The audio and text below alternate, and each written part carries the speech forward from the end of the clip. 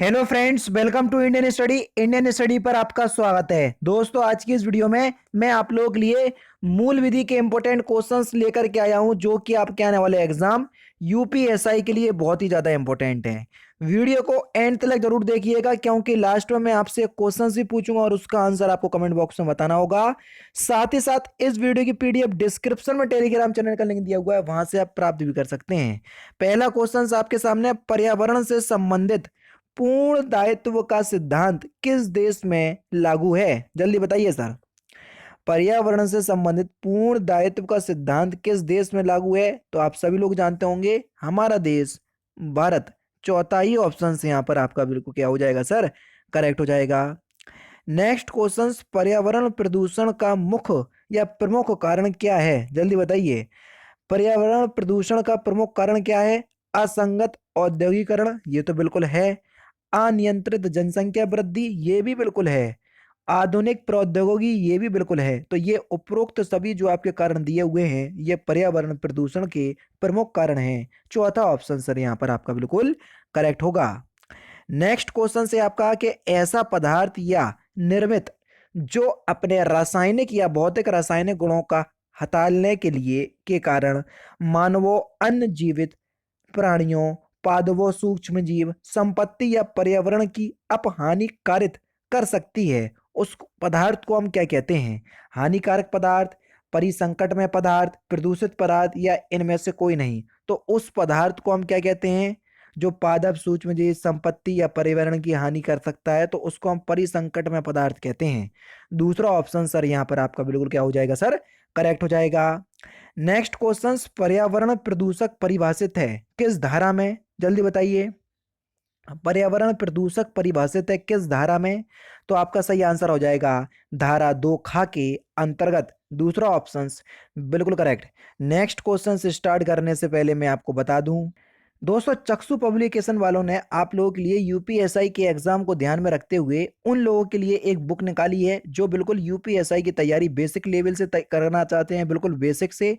तो उनके लिए गाइड बुक आ गई है यूपीएसआई के लिए। ठीक है, ये बहुत इंपॉर्टेंट बुक है। इसमें संपूर्ण पाठ्यांक आपका दिया हुआ है, जैसा कि आपका यूपीएसआई में आना है। 3200 से ज्यादा आपके महत्वपूर्ण प्रश्न में दिए हुए हैं और 2 सॉल्व पेपर दिए हुए हैं। इस बुक की खासियत क्या है वो मैं आपको बता देता हूँ। लेना ना लेना वो आपके हाथ में है, जैसा आपको ठीक लगे वैसा कर सकते हैं, लेकिन आपके हित के लिए जो बुक अच्छी है वो मैं बता रहा हूं, ताकि आप लोग ज्यादा भटको नहीं, जो सही बुक हो वो आप तक पहुंच जाए। ठीक है, चलिए। अब देखिए, पहला इस बुक में चैप्टर दिया हिंदी भाषा और अन्य भारतीय भाषाएं। देखना, इसका पूरा आपको बिल्कुल डिस्क्रिप्टिव वे में इन लोगों ने समझा दिया। ठीक है, ये पूरा इन लोगों ने डिस्क्रिप्टिव वे में आपको समझा दिया। ठीक है, जब आप समझ गए इन सारी चीजों में, तो इन लोगों ने आपको क्या किए, ये महत्वपूर्ण परीक्षा उपयोगी क्या दे दिए, प्रश्न दे दिए। यानी कि पहले तो आपको पूरा टॉपिक समझा दिया, फिर उसके बाद आपके एमसीक्यू लगवा दिए, ताकि आप लोगों का जो चैप्टर है वो अच्छे से कंप्लीट हो सके, बिल्कुल अच्छे से सारी चीज आप सीख पाए। तो ये बुक की मुझे काफ़ी ज़्यादा ये चीज़ अच्छी लगी, या इस बुक की ये खासियत है। जैसे अगर आप देख लोगे और भी, देखो ये सेकंड चैप्टर है हिंदी व्याकरण का मौलिक ज्ञान। देखो पूरा आपको ये चैप्टर समझा दिया इतने 2-3 पेजों में। ठीक है, उसके बाद आपको क्या करना है, इसके एमसीक्यू लगा देना है, बिल्कुल कंठस्थ हो जाएंगे आपके हर चैप्टर। अगर आप लोग यूपीएसआई की तैयारी में उतरे हैं तो बुक अच्छी है आप लोगों के लिए। फ्लिपकार्ट और अमेजोन का लिंक मैं वीडियो के डिस्क्रिप्शन में प्रोवाइड करवा दूंगा। बुक अच्छी लगे तो आप लोग इस बुक को परचेस कर लीजिएगा। ठीक है, अब देख लेते हैं नेक्स्ट क्वेश्चन। पर्यावरण यानी कि संरक्षण अधिनियम की उद्देशिका के अनुसार इसका उद्देश्य क्या है? पर्यावरण का उद्देश्य क्या है, वो भी संरक्षण अधिनियम की उद्देशिका यानी कि प्रस्तावना के हिसाब से आपको बताना है कि इसका उद्देश्य क्या है। अंतर्राष्ट्रीय प्रतिबद्धता को पूरा करना तथा पर्यावरण संरक्षण पर सामान्य विधान तैयार करना, बिल्कुल है सर। उसके बाद मानवों, जीवों, वनस्पतियों और संपत्तियों को परिसंकट से बचाना, बिल्कुल है सर। पर्यावरण का संरक्षण करना और उसमें सुधार करना, बिल्कुल है सर। उपरोक्त सभी जो ऑप्शन हैं वो आपके बिल्कुल करेक्ट हैं सर। चौथा ऑप्शन यहाँ पर आपका बिल्कुल करेक्ट हो जाएगा। किसी पदार्थ का विनिर्माण, प्रसंस्करण, अभिक्रियान्वयन, पैकेज, भंडारणकरण, परिवहन, उपयोग, संग्रहण, विनाश, संपरिवर्तन, विक्रय के लिए प्रस्तावना, अंतरण या वैसी ही संक्रिया, इसको हम क्या कहेंगे? जल्दी बताओ। किसी पदार्थ का विनिर्माण, इतनी सारी घटना, इन सभी को हम क्या कहेंगे? तो इनको हम कहेंगे हतालना। पहला ही ऑप्शन बिल्कुल करेक्ट हो जाएगा। पर्यावरण संरक्षण अधिनियम किस तिथि को प्रवृत्त हुआ, ये क्वेश्चन आपका पूछा जा चुका है। तो पर्यावरण संरक्षण अधिनियम किस तिथि को प्रवृत्त हुआ, 19 नवंबर 1986 को, यानी कि दूसरा ऑप्शन सर यहाँ पर आपका बिल्कुल करेक्ट है।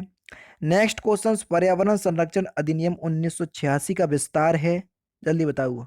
तो इसका जो विस्तार है ये पूरे भारत पर है, संपूर्ण भारत पर है सर। पहला ऑप्शन बिल्कुल करेक्ट। भारतीय संविधान के किस आर्टिकल में प्राकृतिक पर्यावरण आदि की रक्षा करने को मूल कर्तव्य के रूप में विहित किया गया है, जल्दी बताओ। तो आपका सही आंसर क्या हो जाएगा, अनुच्छेद 51 का छा, यानी कि इस क्वेश्चन का चौथा ऑप्शन सर आपका बिल्कुल करेक्ट हो जाएगा।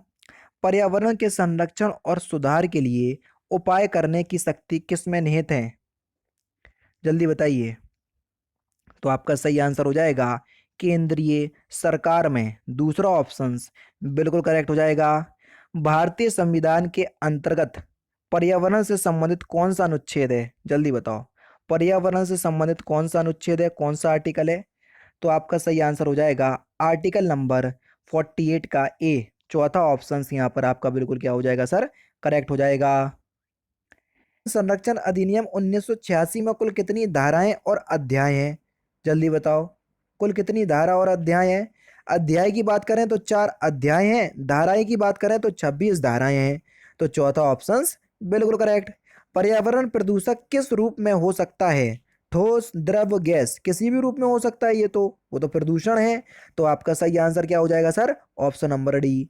नेक्स्ट क्वेश्चन, जो कोई पर्यावरण संरक्षण अधिनियम के उपबंधों या उसके अधीन बनाए गए नियमों या निकाले गए आदेशों या दिए गए निर्देशों में से किसी का पालन करने में असफल रहेगा या उल्लंघन करेगा, तो वह ऐसी प्रत्येक असफलता या उल्लंघन के संबंध में दंडनीय होगा। कितना अपराध उसको दिया जाएगा, जल्दी बताओ।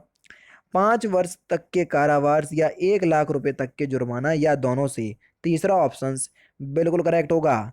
पर्यावरण संरक्षण अधिनियम 1986 किस घोषणा के परिप्रेक्ष्य में पारित किया गया, जल्दी बताओ। तो किस घोषणा के परिप्रेक्ष्य में पारित किया गया। तो आपका सही आंसर हो जाएगा स्टॉकहोम घोषणा, पहला ऑप्शन बिल्कुल करेक्ट। पर्यावरण संरक्षण अधिनियम 1986 कब अधिनियमित या अधिनियम हुआ, जल्दी बताओ। तो कब अधिनियम हुआ। तो आपका सही आंसर क्या हो जाएगा सर, 23 मई 1986 में, पहला ही ऑप्शन यहाँ पर आपका बिल्कुल क्या हो जाएगा सर, करेक्ट हो जाएगा। इस अधिनियम में केंद्रीय सरकार की साधारण शक्तियों का उल्लंघन किन धाराओं में किया गया है, जल्दी बताओ। किन धाराओं में किया गया है, धारा 3 से 6 तक, तीसरा ऑप्शन बिल्कुल करेक्ट। पर्यावरणीय प्रयोगशाला को स्थापित करने की शक्ति किसे है, जल्दी बताओ। पर्यावरणीय प्रयोगशालाओं को स्थापित करने की शक्ति किसे है। तो आपका सही आंसर हो जाएगा केंद्र सरकार को, पहला ऑप्शन बिल्कुल करेक्ट। अपराधों का संज्ञान किस धारा में वर्णित है, अपराधों का संज्ञान किस धारा में वर्णित है। तो सही आंसर हो जाएगा धारा 19, दूसरा ऑप्शन करेक्ट। वन्य जीव संरक्षण अधिनियम 1972 लागू है। तो वन्य जीव संरक्षण अधिनियम 1972 लागू है, आपका सही आंसर हो जाएगा संपूर्ण भारत में, पहला ही ऑप्शन बिल्कुल करेक्ट हो जाएगा। वन्य जीव संरक्षण अधिनियम की किस धारा में प्रणाली, प्रणाली यानी कि एनिमल शब्द को परिभाषित किया गया है, जल्दी बताओ। तो आपका सही आंसर हो जाएगा धारा 2(1) में, दूसरा ऑप्शन करेक्ट है। प्राणी के अंतर्गत आते हैं कौन। तो प्राणी के अंतर्गत स्तनी अंडे बिल्कुल आते हैं, पक्षी मत्स्य बिल्कुल आते हैं, सरीसृप जल स्त्रचर बिल्कुल आते हैं। उपरोक्त तो सभी आपका बिल्कुल सही आंसर होगा, चौथा ऑप्शन बिल्कुल करेक्ट। निवास स्थान के अंतर्गत आते हैं। तो निवास स्थान के अंतर्गत कौन आते हैं, जल्दी बताइए। भूमि जल वनस्पति स्थल जो किसी वन्य प्राणी का प्राकृतिक निवास है, तीसरा ऑप्शन करेक्ट। पशुधन से क्या अभिप्रेरित है, जल्दी बताओ। पशुधन से क्या अभिप्रेरित है। तो पशुधन से अभिप्रेरित है कृषि के उपयोग आने वाले पशु, दूसरा ऑप्शन बिल्कुल करेक्ट। और लास्ट क्वेश्चन, वन्य जीव जिसको हम वाइल्ड लाइफ कहते हैं, वन्य जीव के अंतर्गत कौन आते हैं। तो सर इस क्वेश्चन का आंसर आप मुझे कमेंट बॉक्स में बताएंगे, सिंपल भी और इम्पोर्टेंट भी है। तो दोस्तों ये थे आपके मूल विधि के कुछ इंपॉर्टेंट क्वेश्चंस जो कि मैंने आज की इस वीडियो में आपको कवर करवा दिए। वीडियो अच्छी लगी हो तो वीडियो को लाइक और शेयर जरूर कर दीजिएगा, और इस वीडियो की पीडीएफ डिस्क्रिप्शन में टेलीग्राम चैनल का लिंक दिया हुआ है, वहां से आप प्राप्त भी कर सकते हैं। तो दोस्तों फिलहाल की वीडियो में सिर्फ इतना ही। अगर आपको वीडियो पसंद आए तो प्लीज़ दोस्तों वीडियो को लाइक कीजिए, शेयर कीजिए, और साथ ही साथ हमारे चैनल को सब्सक्राइब करना ना भूलें, क्योंकि मैं रोजाना इसी तरह की वीडियोस आप लोगों के लिए लाता रहता हूँ। नमस्कार दोस्तों, जय हिंद, जय भारत।